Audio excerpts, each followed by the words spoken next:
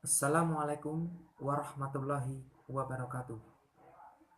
Sugeng siang para pamirsa, kepanggih malih kalian kula Yudhistira Gani Keswantara wonten ing pawartos basa Jawi Ngayogyakarta.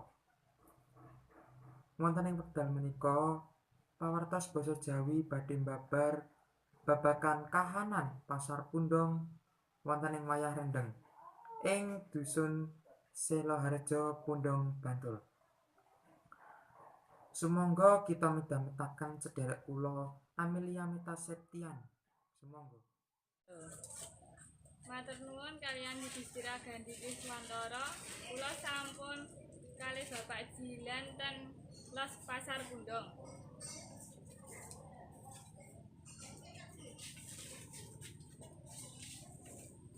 Napa sebabe kawontenan Pasar Pundong menika ing wayahe rendheng? Walaupun kok dereng pun kumenai kanthi benar-benar mati ya. Kepripun carane ngatasi kawontenan kasebut? Atasipun ya kadosipun pun survei kanthi bener-bener kawontenan jalan-jalan ingkang mergi ingkang rusak ya seharusnya dibetuli ingkang bener. Contohipun niku dalan trapisan ingkang niku ngati kula dasar niku dereng bener-bener standar normal. Nuwun Bapak ing salah satunggaling Matur nuwun.